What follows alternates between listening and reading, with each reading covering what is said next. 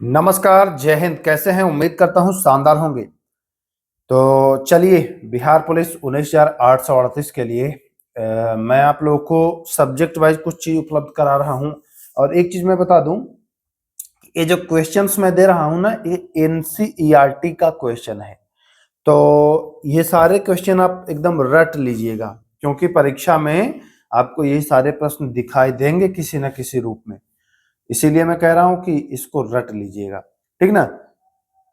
इससे पहले भी हमने एक वीडियो कल ही दिया था कोशिका पर, वह पार्ट 1 था। आज जो है वो पार्ट 2 था। एक वीडियो और आएगा पार्ट 3, क्योंकि कोशिका जो चैप्टर है यह विशाल चैप्टर है ना। तो यहाँ से प्रश्न बहुत सारे बनते हैं, अलग अलग रूप में बनते हैं।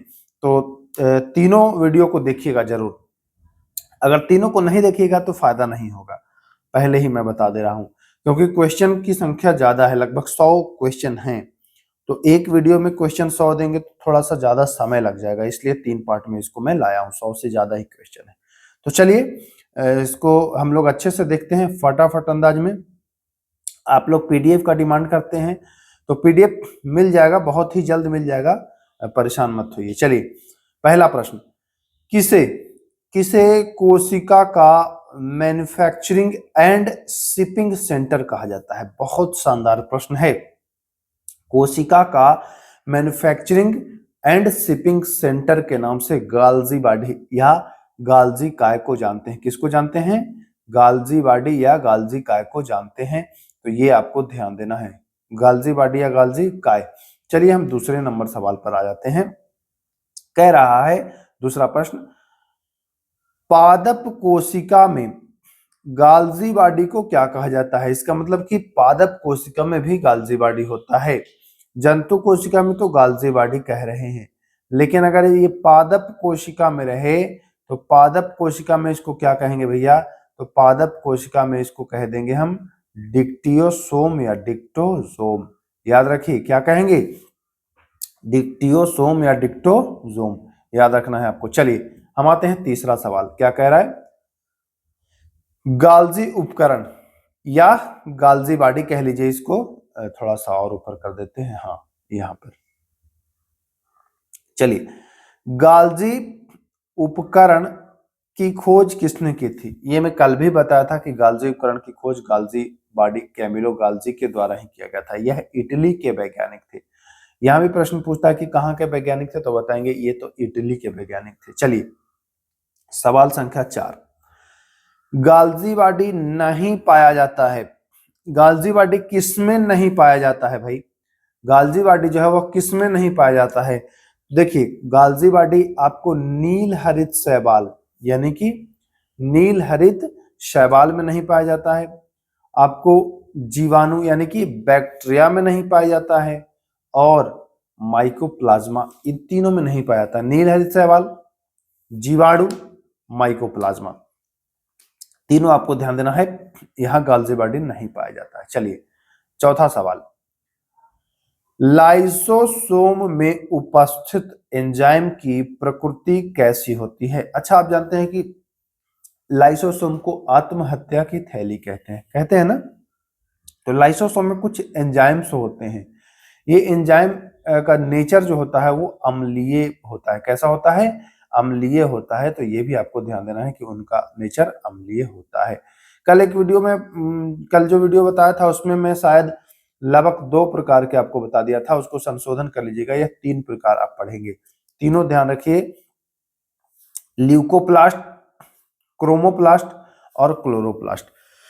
एक बच्चा ने कमेंट किया है, तो देखिए आप लोग जब भी कोई क्वेश्चन गलत हो तो कमेंट अवश्य कर दिया करिए, क्योंकि देखिए हम भी इंसान हैं, मशीन तो है नहीं, और इंसान हमेशा गलती करता है, हमेशा गलती करता है। गलती अगर नहीं कर रहा है तो समझिए कि वो इंसान नहीं है। इसलिए कुछ गलती हो तो कमेंट कर दीजिए, नेक्स्ट वीडियो में संशोधन हो जाएगा। गलतियां सबसे होती हैं, ये बहुत मतलब सामान्य बात है। चलिए, किसे पादप कोशिका का रसोई घर, kitchen kitchen of the cell, plant cell, पादप कोशिका का रसोई घर कहते हैं? क्लोरोप्लास्ट को। किसको कहते हैं? क्लोरो। यहां अगर क्रोमोप्लास्ट ऑप्शन दे दे तो ध्यान रखना है, फंसाने के लिए देगा। क्लोरोप्लास्ट आपको याद रखना है। चलिए, सजीवों की संरचनात्मक एवं क्रियात्मक इकाई जो है, यूनिट है, वह कोशिका ही है। जी हाँ, पूछता है प्रश्न कि सजीवों की क्रियात्मक और संरचनात्मक इकाई क्या है, तो बताएंगे कोशिका है। कोई दिक्कत नहीं है। सारे प्रश्न भाई साहब एनसीईआरटी से ही उठाए गए हैं। एनसीईआरटी में जब आप कोशिका पढ़ेंगे वहां ये सारे प्रश्न मिल जाएंगे। चलिए, कोशिका के अध्ययन को कहा जाता है, कोशिका के अध्ययन को साइटोलॉजी, क्या? साइटोलॉजी कहते हैं कोशिका के अध्ययन को।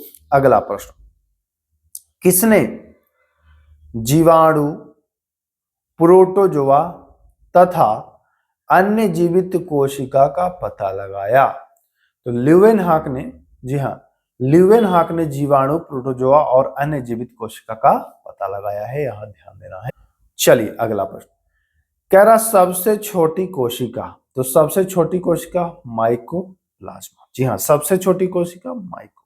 सबसे बड़ी कोशिका तो शुतुरमुर्ग का अंडा, ये भी एक कोशिका ही है, सबसे बड़ा कोशिका में आता है, इसका गिनती ध्यान देना है। आइए, मानव शरीर की सबसे लंबी कोशिका, मानव शरीर की सबसे लंबी कोशिका जो है वह क्या है? तो वह है तंत्रिका तंत्र या तंत्रिका कोशिका, है ना, तंत्रिका कोशिका, ध्यान रखिएगा। अब कह रहा है कि बहुकोशिकीय, कल हमने आपको बताया था एक कोशिकीय जीव बताया था, याद है, जैसे अमीबा बताया था, है ना। आज हम जानेंगे बहुकोशिकीय, मतलब जिसमें बहुत सारी कोशिकाएं हैं। तो सबसे पहले आप अपने अंदर ही देख लीजिए, बहुत सारी कोशिकाएं हैं। पक्षियों के अंदर बहुत सारी है, मेढक, केंचुआ इत्यादि। तो ऐसे जो भी हैं इन सब के में बहुत कोशिकाएं हैं, तो ध्यान दें। चलिए, किसे कोशिका विज्ञान का जनक, फादर ऑफ कोशिका विज्ञान, जी हाँ, फादर ऑफ कोशिका विज्ञान, तो रॉबर्ट हुक को कहा जाता है। 16 प्रश्न, बढ़िया प्रश्न है। किसे सजीव एवं निर्जीव के बीच की कड़ी या पुल, या कभी पुलिया पूछ देता है, या कभी पूछ देगा चैन, है ना। तो वायरस जो है यह सजीव और निर्जीव के बीच कड़ी है। वायरस जो है, वायरस एक तरफ सजीव है और एक तरफ निर्जीव है, मतलब इन दोनों के बीच कड़ी का कार्य करता है वायरस। अब ये जान लीजिए कि वायरस निर्मित कैसे होते हैं, बनते कैसे हैं वायरस, तो इसके बारे में जरा सा मैं बता दूं आपको। थोड़ा सा इसको जूम करूंगा, जूम आउट। चलिए, वायरस निर्मित होते हैं न्यूक्लिक अम्ल से, डीएनए तथा आरएनए, जिनके चारों ओर प्रोटीन का आवरण होता है ना, इसी से निर्मित होते हैं। न्यूक्लिक अम्ल से, डीएनए तथा आरएनए, जिसके चारों ओर एक प्रोटीन का आवरण होता है, वायरस होता है यही, ठीक ना, ध्यान दीजिएगा। चलिए, 18 नंबर सवाल, कोशिका सिद्धांत का अपवाद। अपवाद, देखिए कोशिका का सिद्धांत जो है ना, उस ये मतलब इन पर फिट नहीं बैठता है, विषाणु पर, वायराइड पर, प्रियॉन पर, आरबीसी पर, इसलिए यह कोशिका सिद्धांत के अपवाद कहे जाते हैं। याद कर लीजिए चारों का नाम, वायरस, वायराइड, प्रियॉन और आरबीसी, ये कोशिका सिद्धांत फॉलो नहीं करते हैं, ये अपवाद हैं, ध्यान देना है। आरबीसी, लाल रक्त कणिकाएं या लाल रक्त कोशिकाएं, इनकी आकृति होती है बाइकॉनकेव। जी हाँ, बाइकॉनकेव, बाइकॉनकेव इनकी आकृति होती है। चलिए आगे, प्रोकैरियोटिक कोशिका में कोशिका भित्ति पाई जाती है, तो प्रोकैरियोटिक कोशिका होगी उसमें कोशिका भित्ति पाई जाती है। अब देखिए, प्रोकैरियोटिक कोशिका के बारे में कुछ बातें हैं जो एग्जाम में आपसे पूछता है। कैसे पूछता है? प्रोकैरियोटिक कोशिका के संदर्भ में गलत कथन, या पूछ देगा कि प्रोकैरियोटिक कोशिका में इनमें से कौन सा सही नहीं है, ऐसे पूछेगा। तो देखिए, प्रोकैरियोटिक, याद रखिएगा,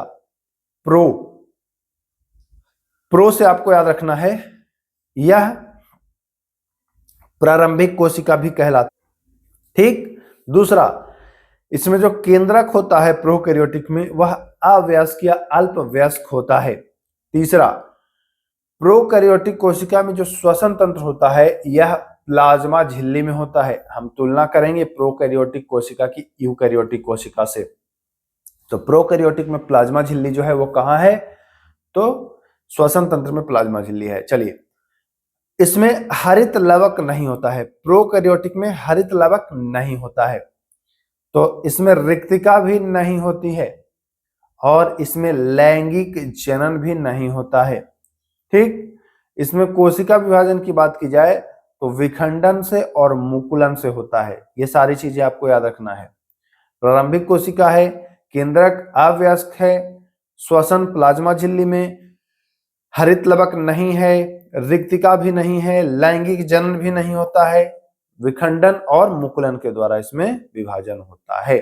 आगे इसमें एक पॉइंट और है, इसमें एक गुणसूत्र पाया जाता है। प्रोकैरियोटिक कोशिका में चीजें कम आपको देखने को मिल रही हैं, कुछ नहीं है, कहीं एक है, ऐसे मिल रहा है ना।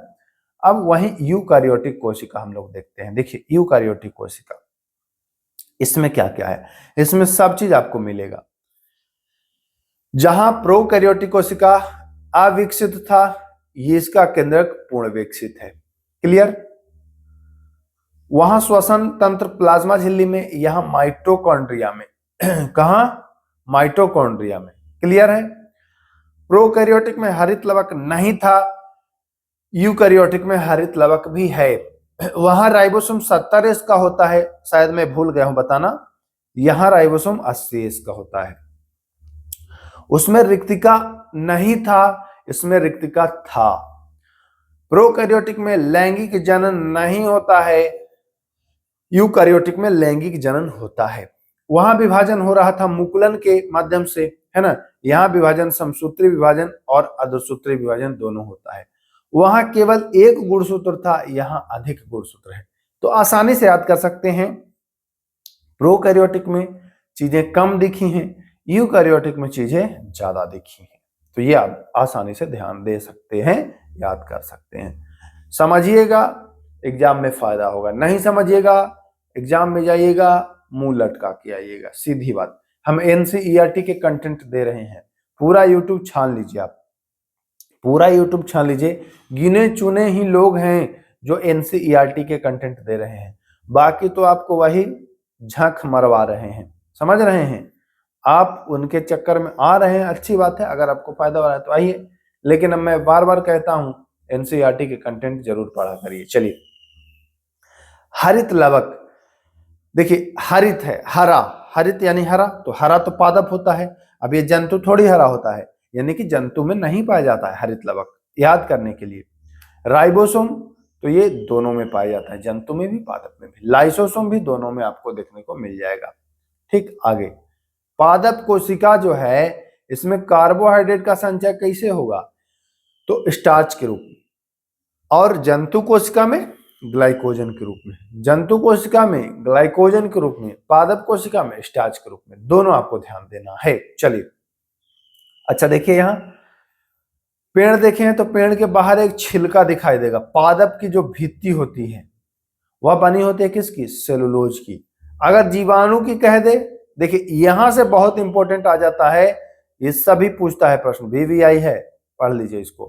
पादप कोशिका की जो भित्ति है सेलुलोज की, तो याद करने के लिए मैं एक ट्रिक बता दे रहा हूं। पादप कोशिका यानी कि पा से, ऐसे याद रखिएगा, पादप कोशिका सेलुलोज। चलिए, जीवाणु कोशिका, तो जीवाणु कोशिका पेप्टाइडोग्लाइकेन, तो जी पे याद रखिएगा। कवक कोशिका, तो कवक की कोशिका भित्ति एक तो काइटिन की बनी होती है जानते हैं, और दूसरा ग्लूकोसेमिन की भी होती है, तो ये भी आपको ध्यान देना है। शैवाल की, शैवाल की ग्लाइकोप्रोटीन या पॉलीसेकेराइड की, दोनों याद रखना है, ग्लाइकोप्रोटीन या पॉलीसेकेराइड। आइए, प्लाज्मा झिल्ली किसमें नहीं पाया जाता है, तो भैया प्लाज्मा झिल्ली वायरस में क्यों पाया जाएगा, वायरस में नहीं पाया जाता है। अच्छा, आप जानते हैं ना कि वायरस पर एंटीबायोटिक काम नहीं करता है, क्योंकि वायरस में झिल्ली नहीं होता है। और जब आप एंटीबायोटिक खाते हैं तो एंटीबायोटिक का काम होता है झिल्ली को नष्ट कर देना। अब इसमें झिल्लियां नहीं है तो नष्ट क्या करेगा, है ना। तो वायरस कहेगा ना कि क्या करोगे नष्ट, है या नहीं है तो हमारे पास कुछ, तुम हमारा क्या बिगाड़ लोगे। इसलिए वायरस पर एंटीबायोटिक काम नहीं करता है। बहुत छोटे मेडिकल स्टोर में जाएंगे तो जब आपको कोई वायरल इन्फेक्शन भी होगा, वायरस से भी कोई बीमारी होगी, तो वो दे देगा आपको क्या, एंटीबायोटिक। आप ठूस ठूस के खाएंगे, ठीक नहीं होगा, आप कहेंगे खराब दवाई दे दिया है। अरे वो मेडिकल स्टोर वाले को पता थोड़ी है कि वायरस से हुआ है आपको कि जीवाणु से हुआ है, वो तो एंटीबायोटिक चलाने का आदी है। इसलिए जब भी दुकान पर जाएं तो अगर वायरल इन्फेक्शन है, एंटीबायोटिक दे तो कहिए कि भाई क्यों एंटीबायोटिक दे रहे हो यार, वायरल इन्फेक्शन में एंटीबायोटिक कहाँ काम आता है ना। तो ये आपको ध्यान देना है। चलिए, हाँ, अन्य दवा के साथ अगर एंटीबायोटिक दे तो ले सकते हैं, क्योंकि एंटीबायोटिक और अन्य चीज जो वायरल इन्फेक्शन की वजह से और चीज प्रभावित हुआ है उस पर रिकवर कर सकता है। तो ये चीज ध्यान। चलिए, कोशिकीय क्रियाओं का कंट्रोल सेंटर या कंट्रोल रूम बहुत इंपॉर्टेंट पॉइंट है। कंट्रोल रूम या कंट्रोल सेंटर तो केंद्रक को कहते हैं। कोशिका के अनुवांशिक जो पदार्थ होता है उसका भंडार गृह भी या साइलो भी कहा जाता है, इसको ध्यान दीजिएगा, भंडार गृह कहा जाता है, स्टोर रूम भी कह सकते हैं। चलिए, केंद्रक कला में कितनी झिल्ली होती हैं, तो केंद्रक कला में दोहरी, कितनी, दोहरी झिल्ली। और यह प्रश्न बहुत इंपॉर्टेंट है, झिल्ला झिल्ली वाला बहुत इंपॉर्टेंट होता है। भले पढ़ने में आपको ऑकवर्ड लग रहा होगा, कठिन लग रहा होगा, लेकिन ये झिल्ला झिल्ली के प्रश्न बहुत इंपॉर्टेंट है। गुणसूत्र का क्रियात्मक भाग जीन कहलाता है। गुणसूत्र का क्रियात्मक भाग क्या कहलाता है, जीन कहलाता है। चलिए, बहुत अच्छा प्रश्न है 36 नंबर। प्रत्येक गुणसूत्र के दोनों क्रोमेटिड जिस स्थान पर एक दूसरे से जुड़े होते हैं उसको सेंट्रोमियर कहलाते हैं। जो गुणसूत्र के दोनों क्रोमेटिड जहां पर जुड़े होते हैं ना उसको सेंट्रोमियर कहलाता है। गुणसूत्र का अंतिम छोर यानी कि पूंछ, पूंछ को अंग्रेजी में टेल कहते हैं, तो इसको टीलोमियर कहते हैं। गुणसूत्र का सबसे बाहरी आवरण, ये मान के चलिए कि गुणसूत्र है, अब इसका सबसे बाहरी जो लेयर है इसको पेलिकल कहते हैं। क्या कहते हैं, पेलिकल, ठीक ना। पेलिकल के द्वारा घिरा हुआ जो भाग होता है, जैसे ये पेलिकल सबसे बाहरी आवरण है, इसके द्वारा जो घिरा हुआ भाग है इसको मैट्रिक्स कहते हैं। एक और आज का आखिरी सवाल, मानव में कितना जोड़ा गुणसूत्र होता है, बहुत इजी है, इसको कमेंट करिए, देख ही लिए हैं, आप क्या कमेंट करिएगा, है ना। तो कोशिका पार्ट 2 है, बहुत शानदार शानदार प्रश्न लाया हूं। कोशिका पार्ट 3 का इंतजार करिएगा, और भी शानदार शानदार प्रश्न है। सारे प्रश्न एनसीईआरटी बुक में से आपको 9वां 10वां मिल जाएगा, 9वां में, है ना। तो आप पढ़िए इसको, बहुत मजा आने वाला है। चलिए वीडियो को समाप्त करते हैं, फिर मिलेंगे। नमस्कार, जय हिंद।